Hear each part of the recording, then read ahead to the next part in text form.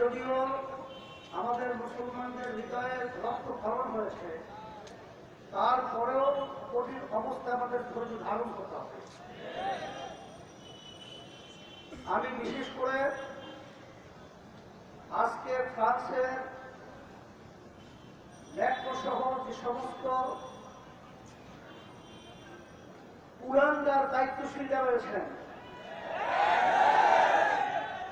আমি সকলকে পরিষ্কারভাবে বলতে চাই, আপনারা একটা ইতিহাস পারলে আজকে আমাদের সামনে প্রকাশ করে দেখান।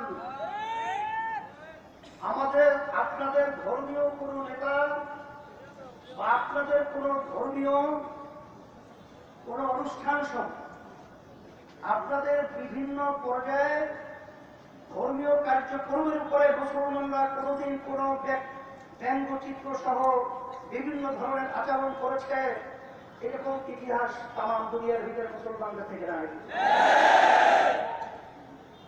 এর মাধ্যমে প্রমাণিত এই মুসলমানদেরকে যে শিক্ষা দিয়েছেন তারই নাম হল মুহাম্মদ রাসূলুল্লাহ সাল্লাল্লাহু আলাইহি ওয়াসাল্লাম। আল্লাহ রাসূলকে আল্লাহ রাব্বুল আলামিন দুনিয়াতে পাঠিয়েছিলেন শান্তির দূত হিসেবে। হে কুরআনের ম্যাক্রো সহ মণ্ডল, তাদের যারা দোষর রয়েছে, ভাইকে বলো বোমটা আগে ইতিহাস থেকে শিক্ষা গ্রহণ করে নাও। ভাই বোমটা দূরে সরাই রাখো। মুসলমান কখনোই বলো ইশারা অন্য জাতির উপরে কখনোই নির্বিচারে তারা চালাও হয় নাই, কোনোদিন হবেও না। তোমাদের লজ্জা থাকা উচিত। আজকে তোমরা বেহায়ার মতো আজকে মুসলমানদের নবীর উপরে তোমরা আঘাত করেছ, আর মুসলমান সভ্য বসে থাকলে কখনোই হতে পারে না। তার প্রতিবাদে তাম দুনিয়ার ভিতরে মুসলমান নেমে এসেছে। আজকে ফ্রান্সের পণ্য বর্জন করেছে। আজকে আমরা এই সমাবেশ থেকে ঘোষণা করছি, হে তাম দুনিয়ার মুসলমান, অসভ্যতার পণ্য বর্জনের মাধ্যমে ওদেরকে উচিত শিক্ষা সাথে সাথে আজকে যারা জাতিসংঘ রয়েছে, জাতিসংঘ প্রতিষ্ঠিত হয়েছে শান্তির লক্ষ্যে। আজকে যারা শান্তিকে বিচ্যুত ঘটায়, আজকে যারা দুনিয়ার ভিতরে সুন্দর পরিবেশকে অশান্ত করে তোলে, তাদের ব্যাপারে দৃষ্টান্তমূলক শাস্তির ব্যবস্থা আইন দ্বারা পাশ করতে হবে। পাশে ওআইসিকে আমি বলব, বিশেষ করে মহাসচিব রয়েছেন, আপনাকে আমাদের অন্তঃস্থল থেকে অসংখ্য ধন্যবাদ জানাই। আপনি যে বক্তব্য রেখেছেন, ম্যাক্রোর মাথা খারাপ হয়ে গেছে, মানসিক ডাক্তার দেখার উচিত। আমরা আপনার সঙ্গে বক্তব্যে ঐক্যমত পোষণ করে ওকে মানসিক ডাক্তার দেখিয়ে বিচারে কাঠগড়ায় নিয়ে আসা উচিত। বাংলাদেশের সরকারকে আমরা বলবো, যে দেশের ভিতরে 92% শতকরা মুসলমান বসবাস করে, আপনি বিভিন্ন সময় ভোট নিয়ে কৌশল হিসাবে আপনি যে বলে থাকেন শরিয়া বিরোধী করে আইন পাশ করবেন না, কিন্তু এত মুসলমানের দেশ, এত ওলামায়ে কিরামদের দেশ, আপনি নিজেও মুসলমান, কিন্তু আজকে তাম দুনিয়ার মুসলিম রাষ্ট্রগুলো যে পদক্ষেপ গ্রহণ করেছে, নিশ্চুপ কেন বাংলাদেশের মুসলমান? আমরা পরিষ্কার ভাবে বলছি, আর কৌশল করে মুসলমানদেরকে আর বড়ি খেলার মতো আর পণ্য হিসেবে ব্যবহার করা যাবে না। মুসলমান আপনাদের অবস্থান বুঝে রেখেছে। আপনারা শুধুমাত্র ধোঁকা দিয়ে মুসলমানদেরকে উপরে উপরে সন্তুষ্ট রাখবেন, আর ভিতরে মুসলমানদের বিরুদ্ধে আপনাদের বিভিন্ন কায়দায় পাশের বন্ধুদের মনোরঞ্জন খুশি করবেন। এটা বাংলায় জমিনে উঠে পারে না। আমাদের দাবি থাকবে, বাংলাদেশের সরকার আপনারা অচিরেই সংসদে বিলুপ্ত করার মাধ্যমে এর রাষ্ট্রীয়ভাবে নিন্দা জ্ঞাপন করতে হবে। সাথে সাথে বাংলাদেশের ভিতরে দূতাবাস রয়েছে, দূতাবাসের মাধ্যমে আমাদের বার্তা পৌঁছে দিতে হবে যে বাংলাদেশের মুসলমান আজকে তার রাজপথে নেমে এসেছে। যতক্ষণ পর্যন্ত আজকে জাতির সামনে তাম বিশ্বের মুসলমানদের কাছে ওর জাতীয়ভাবে ক্ষমা না যাবে, ততক্ষণ পর্যন্ত ওকে ছাড় দেওয়া হবে না। আজকে সর্বপ্রথম আহ্বান জানিয়ে আমাদের যে সামনে কর্মসূচি রয়েছে, আপনারা কর্মসূচিগুলো সুন্দরভাবে বাস্তবায়ন করবেন। আমাদের আজকে দাবি, বাংলাদেশ সরকারের পক্ষ থেকে ইরান সরকারের বিরুদ্ধে আনুষ্ঠানিক নির্দেশ জানাতে হবে। ফ্রান্সের সাথে বাংলাদেশের সব রকম কূটনৈতিক সম্পর্ক ছিন্ন করতে হবে। ইসলাম রাসূল সাল্লাল্লাহু আলাইহি ওয়াসাল্লাম অবমাননার জন্য ফ্রান্সের রাষ্ট্রপতিকে প্রকাশ্যে বিশ্ব মুসলমানের কাছে ক্ষমা চাইতে হবে। অবিলম্বে ওয়াইসিকে ফ্রান্সের বিরুদ্ধে নিন্দা প্রস্তাব আনতে হবে। বাংলাদেশে ইসলাম মহানবী সাল্লাল্লাহু আলাইহি ওয়াসাল্লামের বিরুদ্ধে কটূক্তি বন্ধে কঠোর শাস্তি আইন পাস করতে হবে। আমাদের যে করণীয় রয়েছে, সারা বিশ্বের মুসলমানদের ইসলাম বিদ্বেষী ফ্রান্সের পণ্য বর্জন করতে হবে। বিশ্ব মুসলিম নেতা এবং সাধারণ মুসলমানদেরকে ফ্রান্সের বিরুদ্ধে প্রতিবাদ বিক্ষোভ অব্যাহত রাখতে হবে। যে সমস্ত মুসলিম রাষ্ট্রপ্রধান ইতিমধ্যে ফ্রান্সের বিরুদ্ধে সাহসী বক্তব্য নিন্দা জানিয়েছেন এবং ফ্রান্সের পণ্য বর্জনের ডাক দিয়েছেন, তাদেরকে ধন্যবাদ জানাই। আমরা তার সঙ্গে ঐক্যমত প্রকাশ করছি। যে সমস্ত এখন কর্মসূচি আগামী 29 অক্টোবর বৃহস্পতিবার সারা দেশে জেলা ও মহানগরে বিক্ষোভ কর্মসূচি পালিত হবে ইনশাআল্লাহ। এখন 13 তারিখে আমাদের সবাই করে যে আজকে বাংলাদেশের ভিতরে যে শেখ মুজিবুর রহমানের যে মূর্তি যে নির্মাণ করার যে সিদ্ধান্ত সরকার নিয়েছে, তার প্রতিবাদে ওখানে আমরা সমাবেশ দেখেছি। ওলামায়ে কেরামদের আহ্বানে আমরা সবাই ওখানে উপস্থিত থাকবেন 13 তারিখে। আপনাদের সকলকে আহ্বান জানিয়ে আজকে আলোচনা শেষ করছি। আমরা মিছিলে আমরা শান্ত এবং সুন্দরভাবে অংশগ্রহণ করবো, লিখতে হবে ইনশাআল্লাহ। বাংলাদেশ ইসলামী শাসনতন্ত্র এইমাত্র তাদের জনসভা বক্তব্য শেষ করলো এবং এখনই তারা মিছিল বের করবে। মিছিল র্যালি এখনই শুরু হবে। আমি তারা নিউজ বিডি টিএনবি থেকে বাইতুল মোকাররম মসজিদ সামনে, আমি খন্দকার মাসুদুজ্জামান।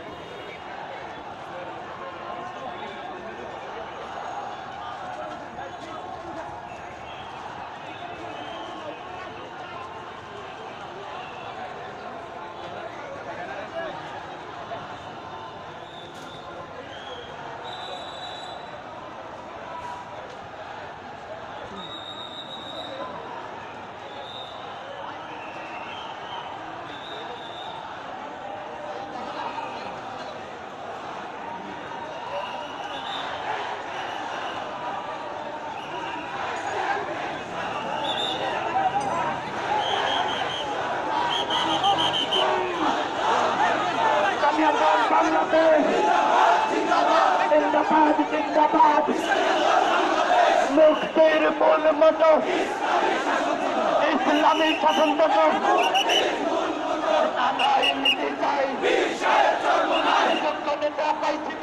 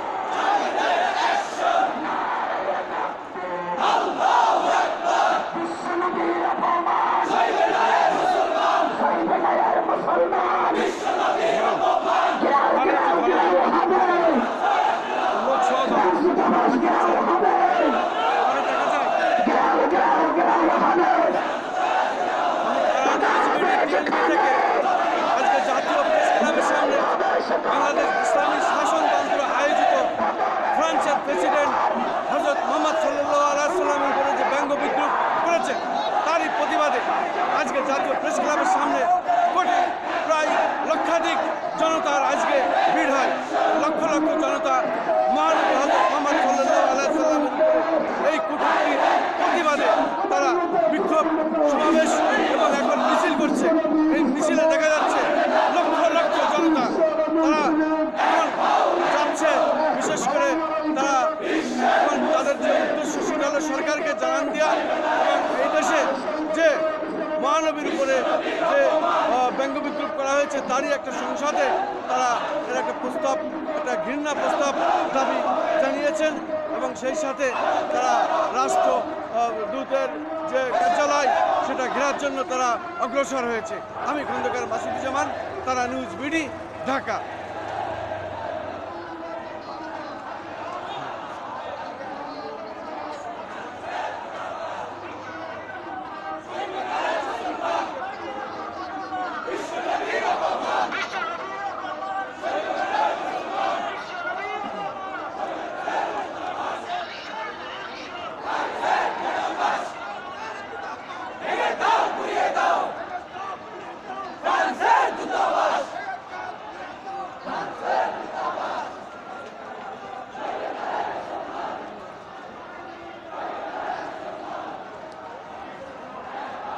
আমরা দেখতে পাচ্ছি যে জাতীয় মসজিদ বাইতুল মুকাররম জনসভা শেষ করে তারা এখন যাচ্ছে বিশেষ করে ফ্রান্সের দূতাবাস ঘেরাও অভিযানে।